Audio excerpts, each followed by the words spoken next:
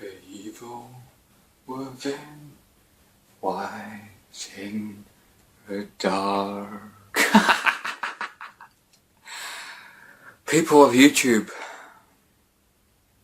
I'm here. Alright guys, how's it going? Welcome to another quick review. I hope you enjoyed that intro. You know, I don't know why I felt like doing that, but I thought I'd do it just for a laugh. But anyway guys, yeah, this is a quick review of The Evil Within for the PlayStation 4 or Xbox One or PC. Now, since this is a relatively new game, you know, I suppose it's been out for what, 4 or 5 months, something like that. And I just want to say right now guys, there's not going to be any spoilers, so you know, if you're watching this and you haven't played the game and you're a bit worried in case I say something that might spoil it for you, you know, I'm not going to spoil it. But yeah guys, Evil Within, I'll show you the back, which looks really interesting. I really like the back of the, you know, the back of the cover. You know, it looks really bloody, you know, sinister. But yeah guys, Evil Within, the first horror game that I've played on the PS4. I've got Alien Isolation to play through, which will probably be the game I start next, now that I've completed this. First of all guys, I want to say the game as a whole is, sadly, it's kind of up and down. You know, I mean, don't get me wrong, I did, you know, enjoy, I would say it's probably the majority of the game. You know, I would say maybe 60% I enjoyed it and 40% was kinda, you know, meh. Which for me was really disappointing, because the game in my opinion started off so damn well. You know, it was so atmospheric. I mean, the whole game is atmospheric. But I just think as you get later into the game, you know, I just think this gets, for me, just less interesting. You know? So first of all, we'll talk about the start. You're in, like, some, like, school. And then some weird crap's happening. And you end up getting, like, I don't know, teleported or sucked into some, like, different, I don't know, dimension. And the first guy you meet is a chainsaw guy, which is just bloody creepy. You don't have a weapon at that point. You've got to sneak past him and oh my god, he starts chasing you. You've got to hide in lockers and things.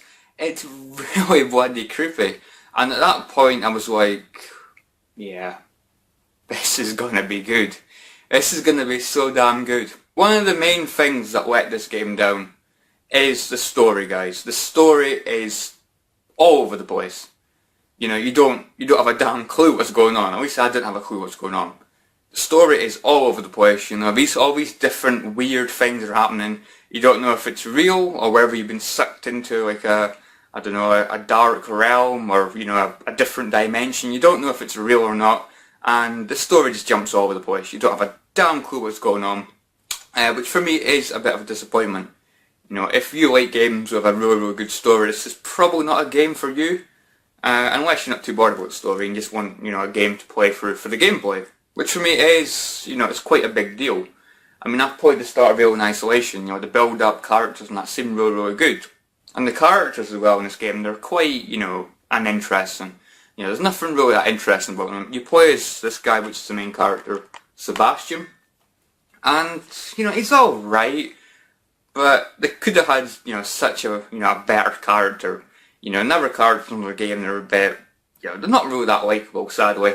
You know, which is a big thing for me in, like, games. I like to have characters that I can really, you know, like, you know. But, for me, Evil Within doesn't do that really well either. But anyway, going back to the gameplay again. The start of the game was absolutely fantastic, you know, once you get past the chainsaw guy and that, and you start to get weapons and things.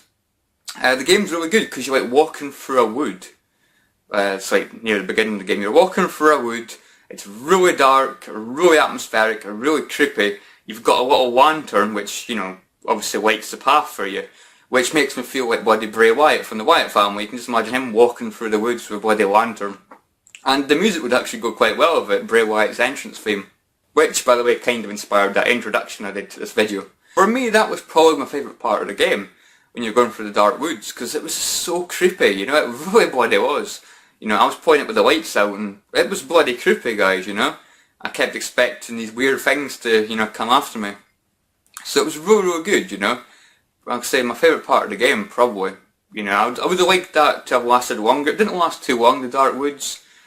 But I would have liked that, you know, for a lot longer, because that was really, really good. A lot of the game, at the beginning especially, I would say, felt a bit like Resident Evil 4. You know, I don't know, I just can't really explain it. But there's something about it that felt quite similar to Resident Evil 4 at the beginning. You know, like I said, I don't know what it was, whether it was just the gameplay, or I don't know. Well, the zombies point at you when they see you, so that's, you know, that's got Resident Evil 4 written all over it. But I know the person that wrote that, wrote the Evil Within, was the, you know, wrote the story for Resident Evil. So yeah, I do see a bit of similarities to Resident Evil 4, which in my opinion was really, really good. You know, because Resident Evil 4 is my favourite of the new Resident Evil games, you know, out of 4, 5 and 6. You know, since they turned it to like a more action-packed game, it's definitely my favourite of the 3. So that's really cool. The game has a cool feature where you can basically crouch down and basically sneak up on a zombie and like stab them in the head, you know, to get obviously a one-shot kill, you know, by sneaking up on them. Which I think works really, really good. Throughout the area there's bloody traps all over the place. There's bear traps, there's these bombs you have to disarm, there's mines. And for me, I do think they were kind of overly used. You know, because I tend to, like when I'm hunting and trying to kill bloody zombies and things, I tend to not be looking at the bloody walls, looking for, you know, bombs and explosives on the wall.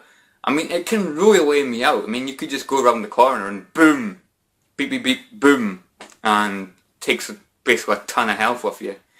So for me, I think that's something they could have done without. Maybe, well, maybe not without, but have less of them, you know, because that got kind of annoying. At least for me, anyway. I mean, some people might like the idea, but you can crouch down and like disarm them. But disarming explosives can be quite difficult, because it's like a little mini game where this little dial goes around, you have to get it in the green area, and you know, it's not the easiest thing in the world. I died quite a lot of times trying to disarm a bomb, which isn't really something you want to do in a, you know, survival horror game. I thought the boss battles in the game were really, really good. Yeah, they all had their, you know, individual like characteristics, weaknesses and things. And I thought the bosses were quite good, you know, the majority of them. Some were a bit, you know, meh, but the majority of them I thought were really, really good. I did enjoy the boss fights. The game also has like an upgrade system, where basically what you got to do is, when you kill enemies, sometimes they will drop some green gel. And you can also find like little jars of gel, like just lying around all over the place. You've got to, you know, just look out for it, really. And you collect this green gel, and you get strapped onto this like brain machine. And you can use this green gel to basically upgrade some abilities. So you can have like more health, you can like sprint for longer, you can upgrade your weapons. For me, really, really cool feature. Glad they added that to the game. Gives you more, you know, customization, I suppose you could say. One thing that I definitely needed to upgrade was the sprint time, which brings me to a big negative of the game, and that is your sprint time. Oh my god, it is so poor. It really, really is, guys. I mean, you're getting chased by a chainsaw guy, you can like sprint for like, I don't know, 10 seconds, and then you have to stop for breath, while in the meantime you're like this, trying to get your breath back, and then you get a blooming chainsaw through you. Obviously an instant kill. I mean, you can only sprint for roughly 10 seconds or something, which is absolutely ridiculous. I mean, I'm going to say, you know, I'm not the fittest guy in the world, but you know, if I was getting chased by a guy with a bloody chainsaw, I'd be like a bloody Olympic sprinter trying to get away from him. You know, you have that adrenaline pumping, and you know, you'll basically do everything you can to get away. You won't stop for breath after like 10 seconds of running. It's dumb. It is completely and utterly dumb. I didn't like it, you know. I mean, fair enough, you could maybe slow down a bit, but to actually fully stop and do this to get your breath back, I mean, come on. Come on. It's so bloody ridiculous, and frustrating as well, really, really frustrating. Speaking of frustrating, the difficulty is actually quite bloody tough. You know, there's an easy and a normal. I played it on normal, and oh my god, it felt like bloody hard mode, which is actually a hard mode in the game. You have to play for it on normal to unlock hard. No way in hell am I bombing starting hard difficulty. Normal was bloody hard and frustrating enough. You know, the lack of ammo, obviously being a, you know, survival horror game, you have to kind of like try and, you know, be careful with your ammo, not use it, you know, foolishly. You know, don't waste it. Got to kind of, you know, use it wisely. But the lack of ammo led to some really bloody frustrating times. It really bloody did. I died so many times, guys. And not just dying and, oh, fair enough, I died there. Frustratingly dying, It got to the point where I just didn't want to play it. And, sometimes, because it was just so frustrating, so difficult. You die so easily, It's definitely a challenge, guys, If you're not good at, like, survival horror games, now I would probably recommend playing it on easy. I mean, I like to think of myself as being quite good at these kind of games, horror games, like action, shooting games. But, it kicked my bloody ass. It really, really did. It made me feel really bloody weak. And while I'm talking about frustrating things, oh my, zombies with guns. Oh my god, how I've missed seeing zombies with guns. Holy shit.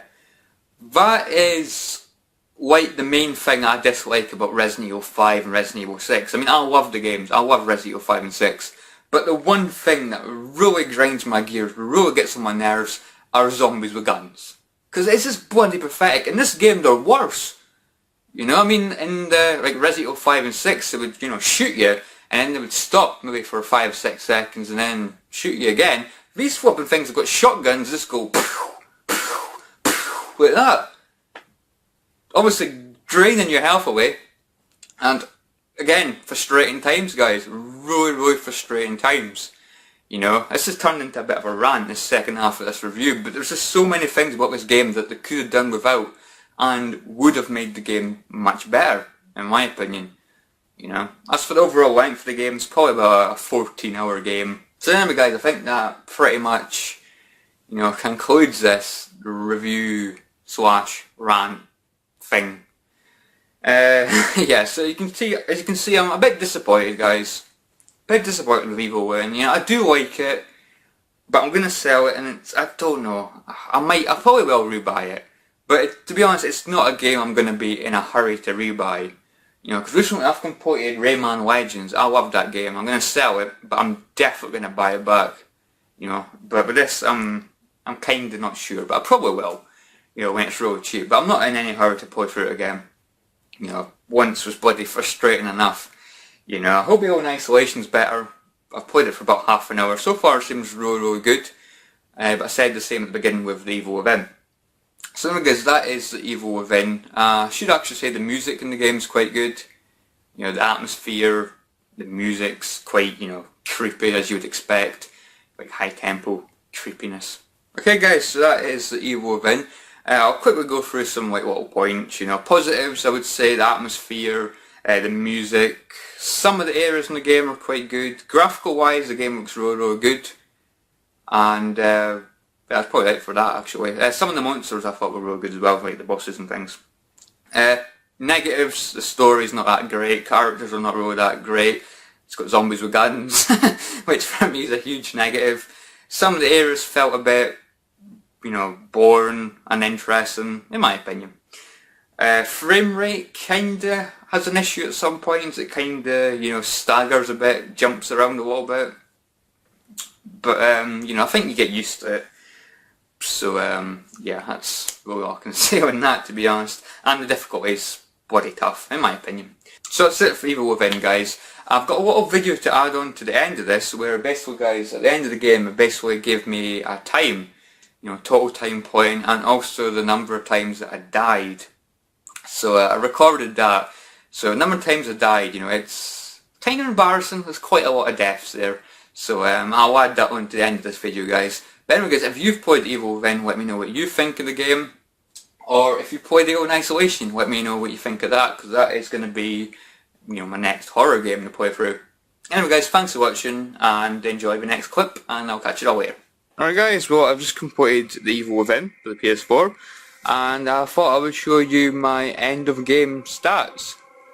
So survival, 14 hours, 48 minutes and 51 seconds, and total number of deaths, 166. That, yeah, pretty much sums up how I got on with the game. I struggled my way through the game. I thought the game was bloody difficult. Playing it on normal. I thought, maybe some parts would be quite challenging, but oh my god. It got really challenging, and really frustrating as well, I'm not going to lie. There was a lot of this game where I was really, really frustrated. But yeah guys, that is my end of game stats.